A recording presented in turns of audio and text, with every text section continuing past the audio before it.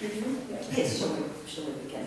I want to start in a way with a broad question, which is, what is the genesis of the work, this particular project?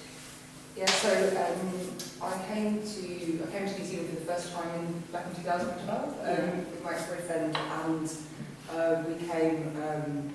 He was playing music as part of a New Zealand UK band, and I was showing films and photographs as we travelled. And I really I've been meaning to come to New Zealand for about 8 to 10 years. I just made friends with a lot of Kiwis when I was in England, and I listened to like a lot of New Zealand music before I came.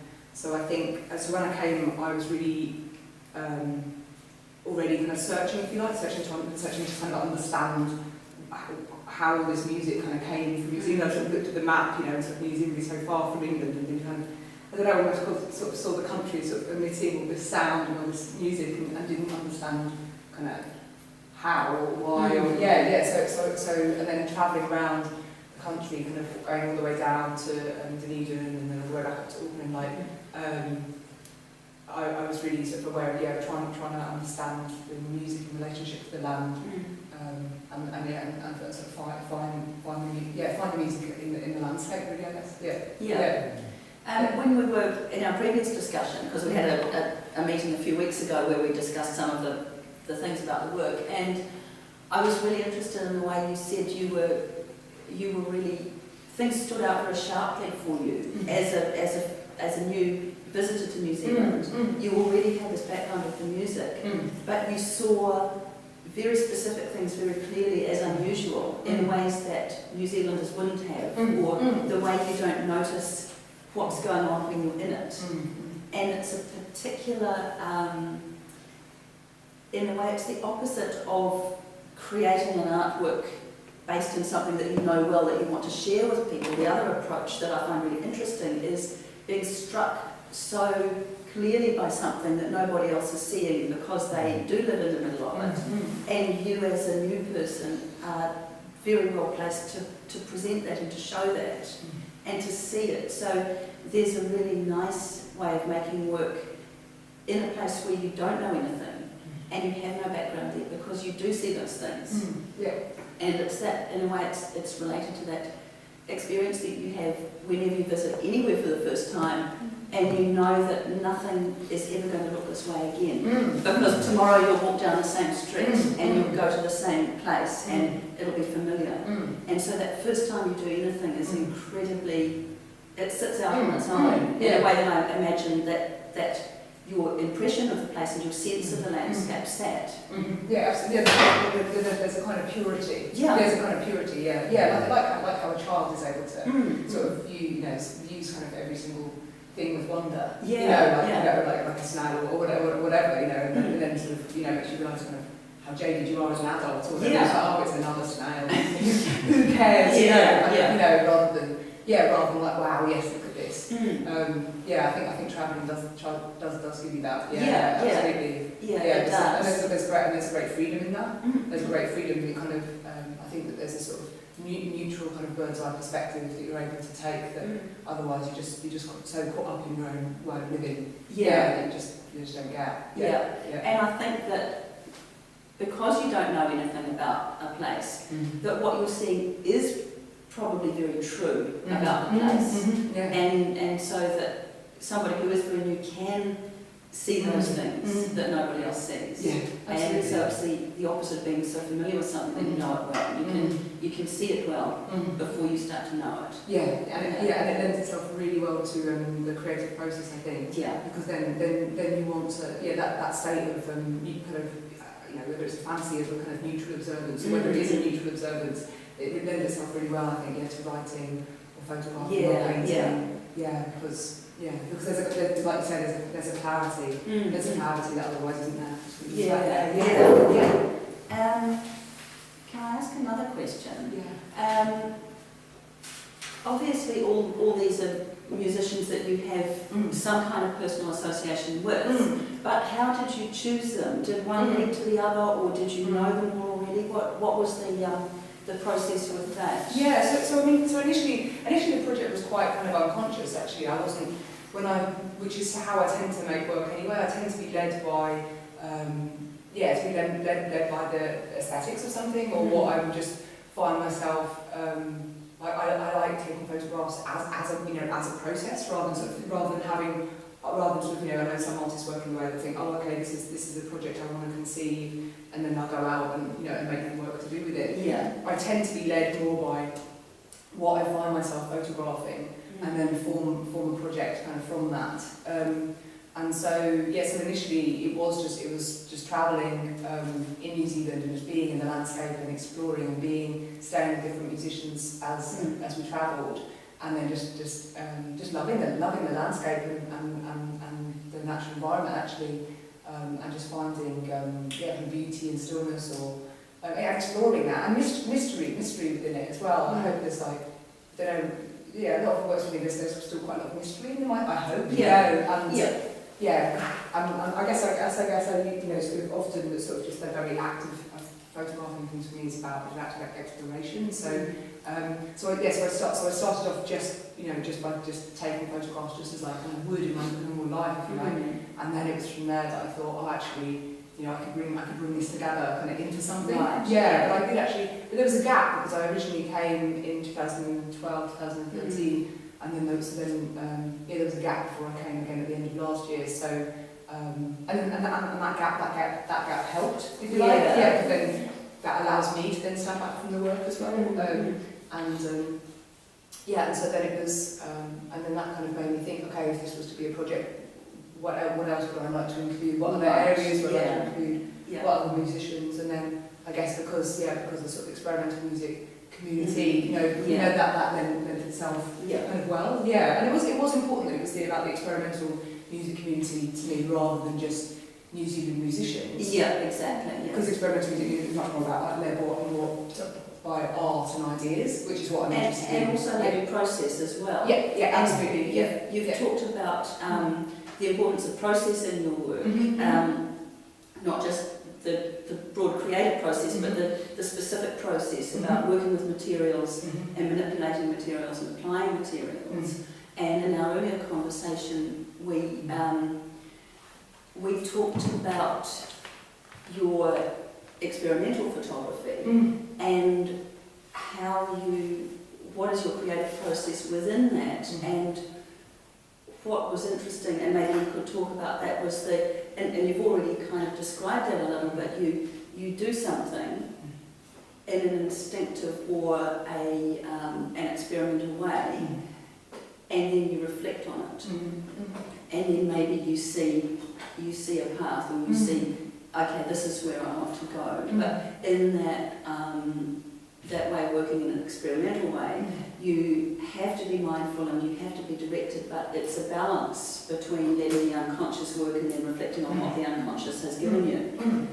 Yeah, absolutely. Yeah. So I like not knowing. I don't like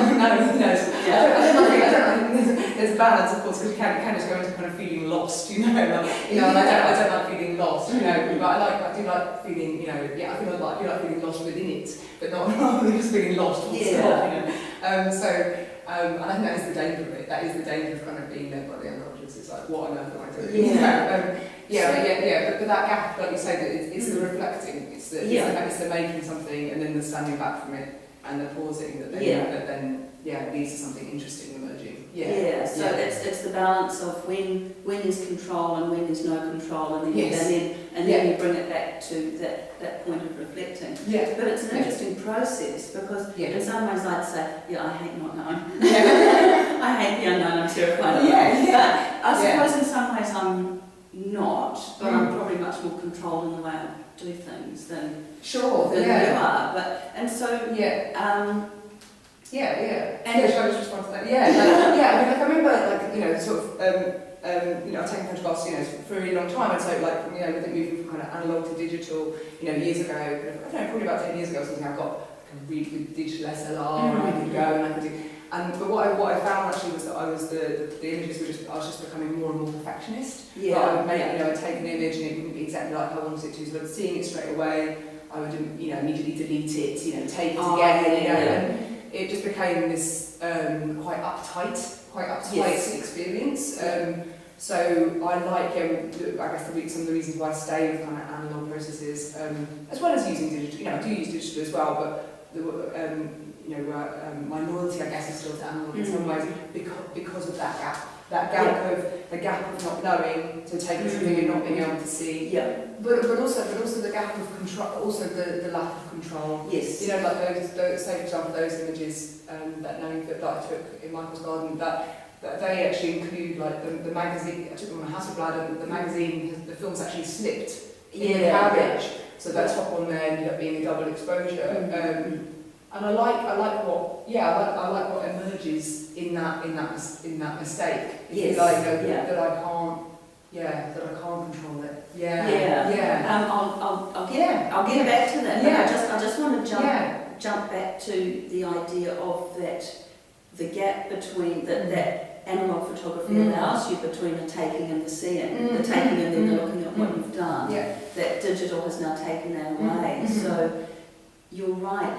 We don't have that when you're photographing digitally. We don't have that time to forget about the photograph that's inside our head that will never match up with the photograph that we've made.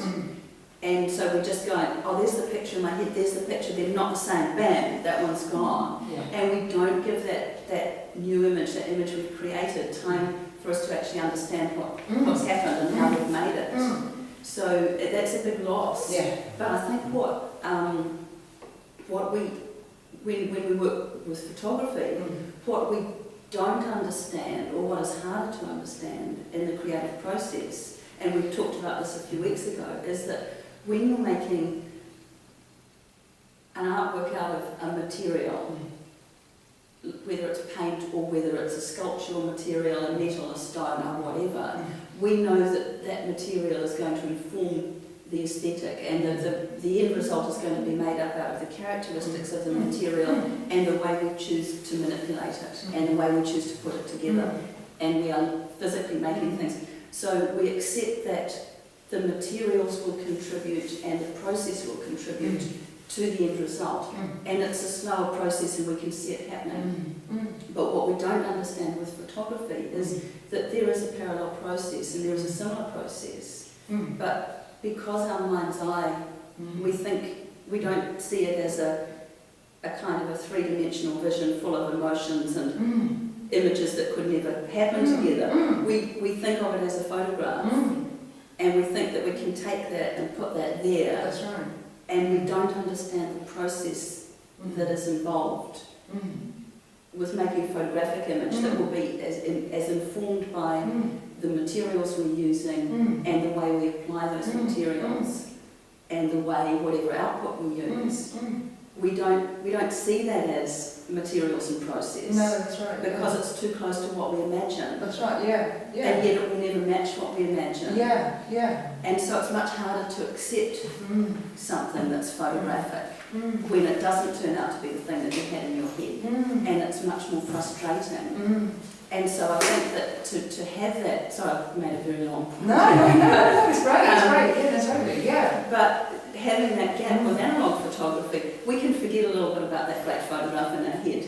And when we get our film back and wash it and dry it and hang it up, it's a new thing. So we're further along to accept that there's been this material applied and this process applied, so we are better placed to look at it as a new thing. That's right. Yeah. I really agree. Because I think there's lots of writings there about photography and death and its relationship to death and to loss. And I think there is some of that.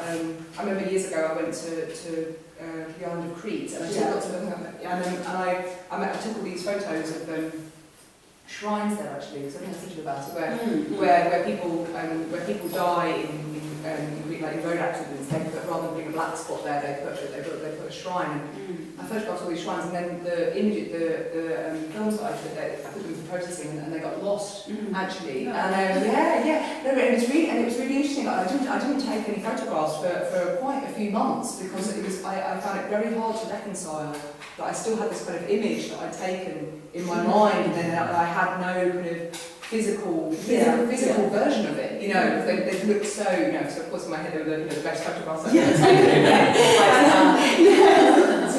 You know, and I was really angry with the photography shop, but it's incredibly, you know. So there was a kind of grief, you know, there was a kind of grief, you know, and I think, but I remember years ago that when I was, you know, when I maybe wasn't aware so much of that gap and the need for that gap between making work and seeing work, I would, you know, I'd take some photographs and I'd immediately get them processed. Then, you know, maybe they'd be back in 24 hours or 3 hours or whatever. And I remember the amount of times I'd feel disappointed that they didn't hold, you know, the sounds and smells, the whole, you know, the physical experience that I'd had of kind of making the work or being in that space, you know, and that they were just the visual actually. Yeah. Whereas when I wait, you know, and when I give it some time between when I make some work and when I see some work, then I can kind of, all those other kind of senses have time to settle down and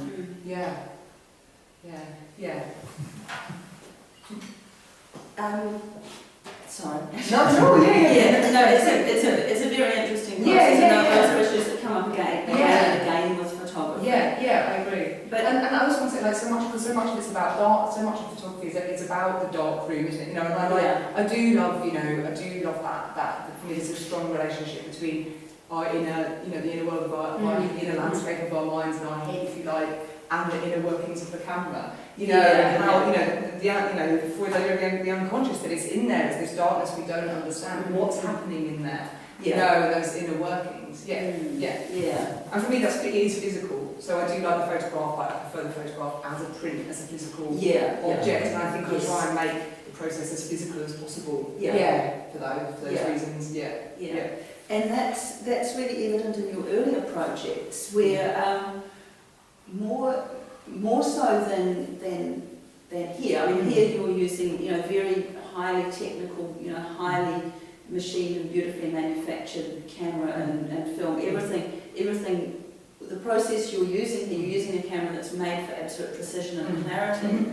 And so what interests me is that even using that sort of equipment and those sort of materials, you're still able to bring in an aesthetic of the materials that's usually not immediately apparent with, you know, with very kind of clear, sharp images that you would often expect from these materials. So it's, even though you're not using photograms and, you know, images exposed by flames and torchlight and, you know, that kind of physical materiality of nature that you've worked with, you're still allowing a materiality of the camera, the specifics of the camera and the lens and the film materials that you're using, and you're creating images that do have the unexpected, and you're still allowing that to happen, which is really interesting to me. That and I suppose what you're doing is you're photographing things that aren't immediately clear and obvious as well. We're not sure what we're looking at. Are we looking through something? Is it being reflected back at us? What is this thing that we're looking at? So it sits in a very interesting way with your more overtly materially experimental works. Absolutely. And I think because I'm really interested in you know, where the photograph you know, it's kind of retains itself as a photograph, if that makes sense. Yes. And where it becomes other things, where it becomes a painting, where it becomes a drawing, where the boundaries of it dissolve between other things. And I often try and understand the sort of nature of the photograph by placing it into relationship with other art mediums. And so with this project and it being in relationship to music, it felt like that. So I was trying to bring in that unexpected element, or the not knowing, or the physical, so I could try and understand. I could try and understand. I could try and understand music in relationship to these places. Like, music is made from here. How? You know, where is that? You know, you know, which is a kind of absurd question in some ways, because it's like, could I ever really find it? And, you know, could I find something so kind of intangible, if you like? But there's a fantasy that I can. Well, I do. As it happens, I have a question in my notes. I like to know what's good.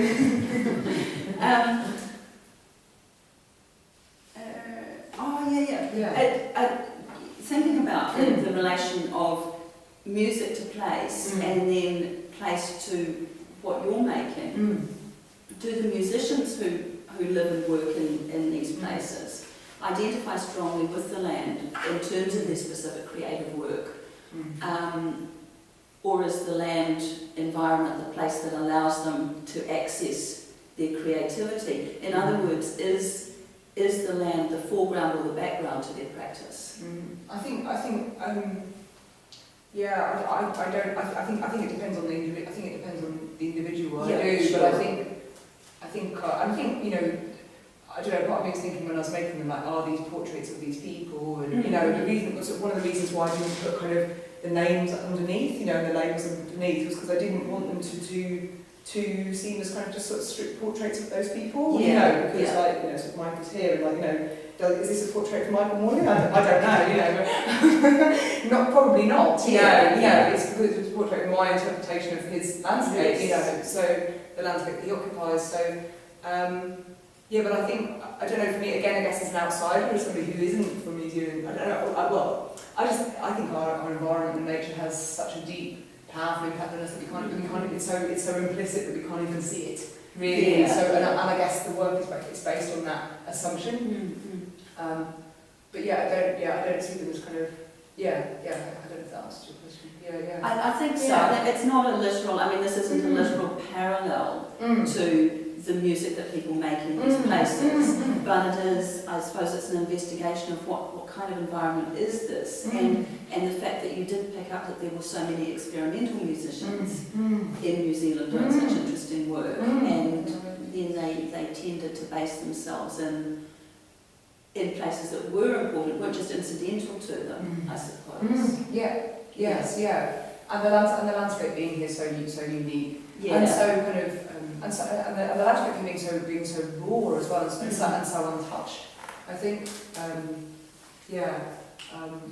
so which allows you to be immersed within it.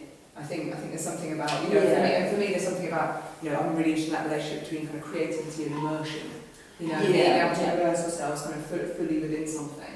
And it does feel like that in New Zealand. Whereas I guess the UK, which is, you know, even though I've got a very strong relationship with nature there as well, it's of course it's a lot because the population is so much more urban. And I wouldn't have been interested in making this work about the UK actually, even though I know kind of lots of UK musicians and things. It doesn't hold the same fascination for me.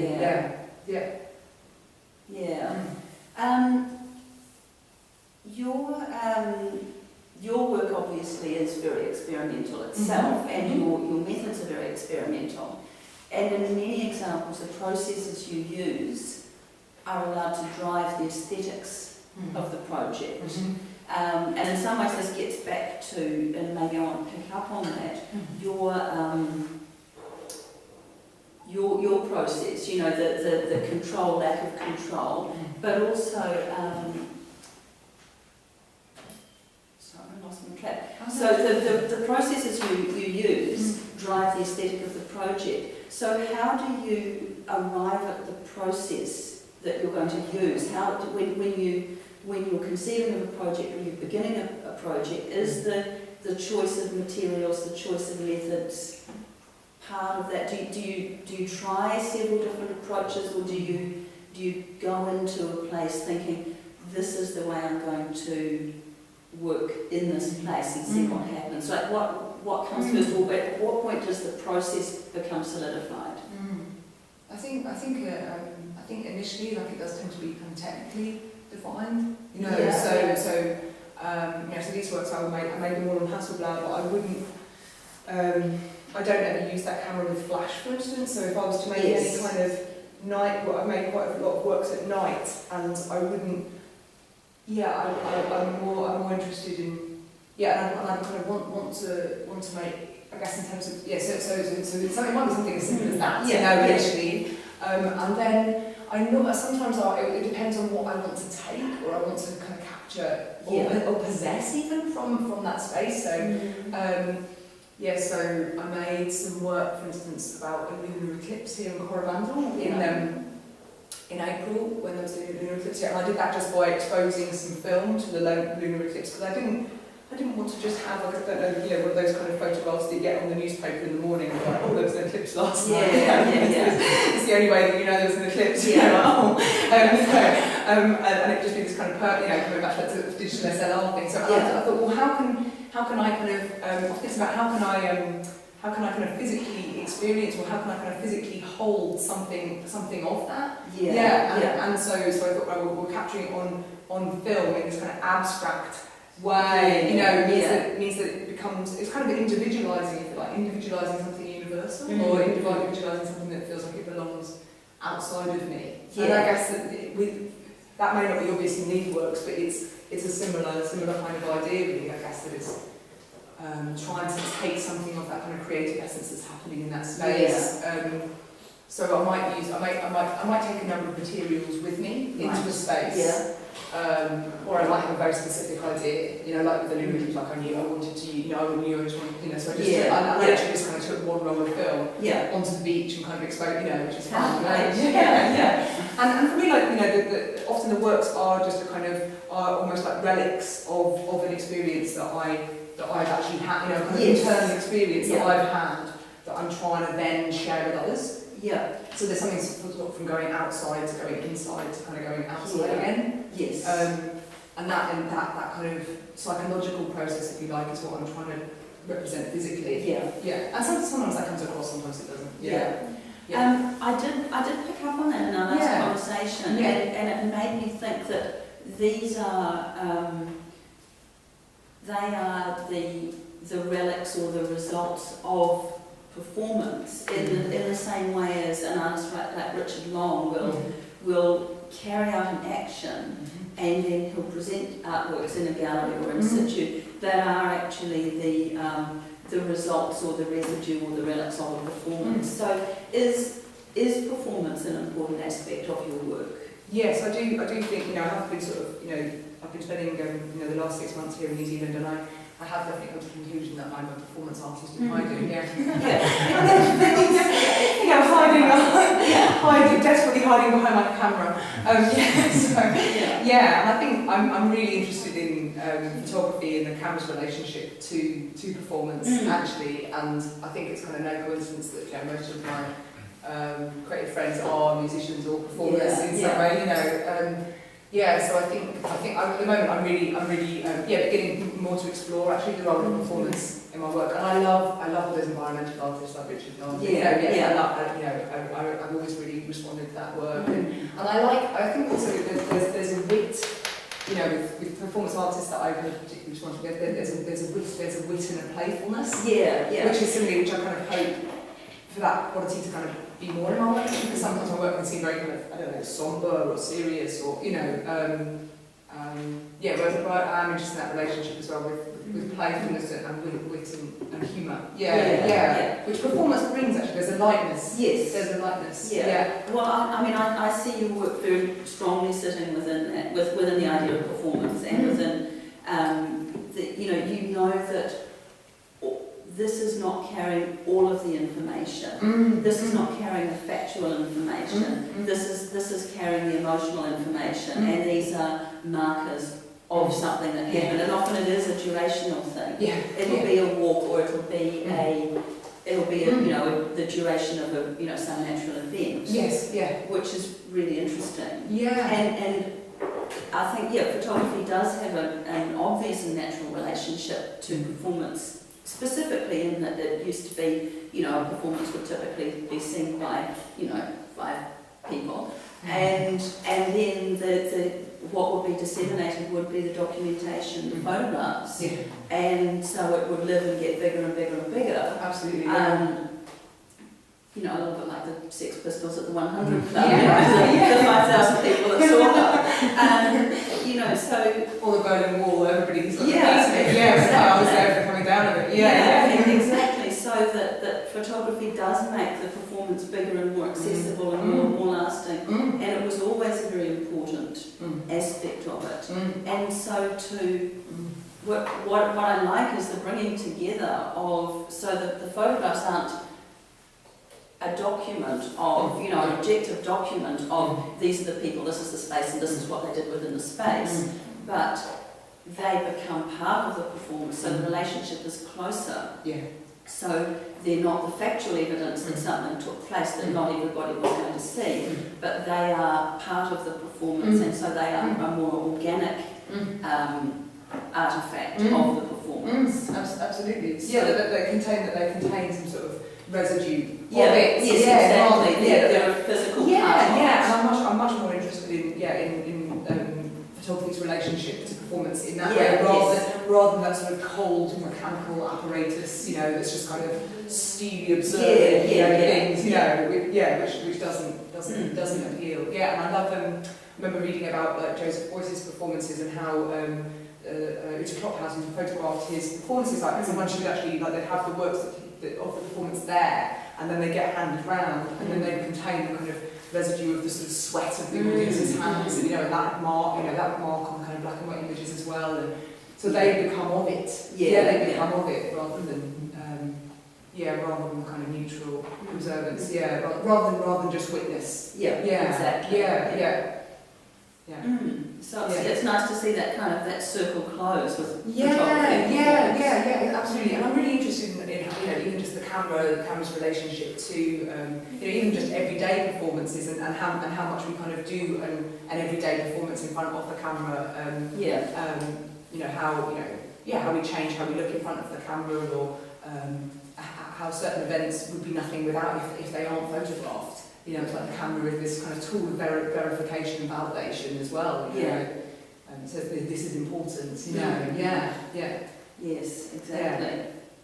Can I just talk about the music again? Talking about performance, now thinking about the performance of the musicians. And in some ways this might be a really pedestrian sort of question, but in this, specifically in this project, how much preparation in terms of, or specific preparation, rather than being immersed in this music and knowing these people and this being part of your background, did you do specific preparation in terms of listening to the music of these composers and musicians? In terms of preparing, you know, was there music a presence for you as, you know, I mean, as you were photographing, before you were photographing? How close was that? Some, I'd say more with like some of the works I made back in 2012, 13, and some of them I made in 2015, and the more recent ones I didn't do that for, actually. I don't know why, but it just didn't feel right to do somehow. Like I wanted to, because I think because I didn't want, especially the kind of musicians that I didn't know so well. So like that Palm series, that Connected Syndrome, like I didn't know them as well. I'm glad to know that. But I don't know his music as well. I think I didn't want, whereas the other people I knew better and I knew their works better, you know, and I didn't want, again, I think it was that I didn't want them to feel like I was trying to do some kind of portrait. Or create a photographic parallel to exactly. Yeah. I didn't want them to be too much of a documentation. I wanted them to be more of a experience, of being in the space, in the physical experience, physical space of nature and landscape, rather than it being like, oh, how do I express that guitar riff? Because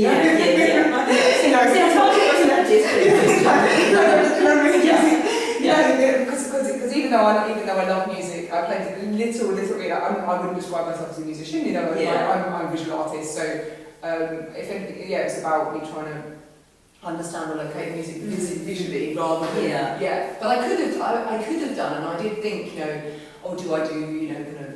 If I was to kind of approach the project more consciously, you know, would I have interviewed the musicians beforehand and said, you know, like, did you come up with, you know, your finest work while sitting underneath this tree, or, you know, like, I mean, I did a little bit ask some of the musicians in 2015. I did ask some of them, you know, is there a specific place in the garden you particularly connect to, or how long have you lived here, or, you know, just light information like that. But that was only really to help me to have access to the space and to feel comfortable.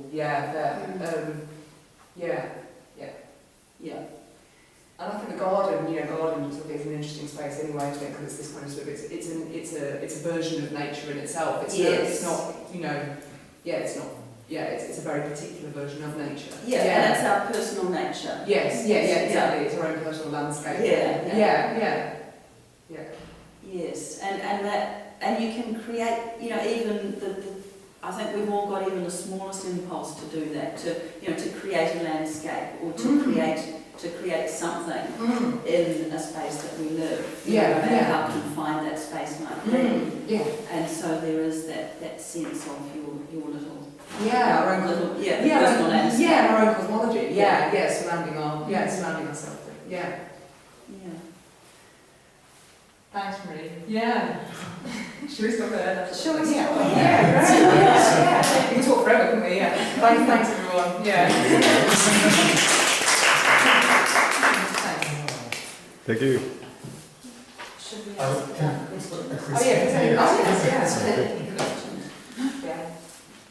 I just think, I like the idea about, you said you went to the Coromandel to record the eclipse. And just the wonderful simple act of rolling out the film to the moonlight, or the moonlight. It's such a beautiful, simple idea. And when you're talking about performance, I just thought, that's where it lies in that moment, doesn't it? Where you've got the idea of just a simple action. And it creates this sense of mystery, which I think is wonderful. And the increments. Oh, thanks. It does feel like that. But the moment they're a bit solo or a bit. I mean that's beautiful, isn't it? And I love that, but I think, I think I'd like to I'd like to, have the courage to kind of show more of that somehow, or show something other than just the relics of it. That's the other term I like, the idea that you were talking about a relic, and that exists as a relic, and when you were talking about voice as well, I didn't know that they would pass implements or objects around to collect people's presence. It's quite mysterious. It's great, isn't it? And also that relationship, because then it brings the audience in as well. It creates much more of a kind of dialogue. Which is again, that's, I think, I'm much more interested in the creative act as a dialogue rather than as a kind of one way. Or I think that's why I like kind of looking at art and like painting in relationship to photography. Like looking at different art forms in relationship to one another, which happens much more in the experimental realm, I think. Where music's placed right in relation to art, or rather than it just being music and it being this kind of quite, cross. I guess quite like sort of 1970s in terms of that being a much more kind of or 60s in terms of feeling being a very cross discipline into relationship. Because they're all interconnected. The lunar eclipse ones, actually, lunar observations, it's quite interesting that the images that came from it were not at all what I imagined. They're really abstract. They don't look like a moon. I kind of wanted them to, though. No, I think you'd need a camera for that. With the big telephoto there. It's true. Are there other questions? Well, thank you, Rhona, and thanks for a beautiful show. Thanks, Marie. Thanks very much. Thanks for all the time. Thank you.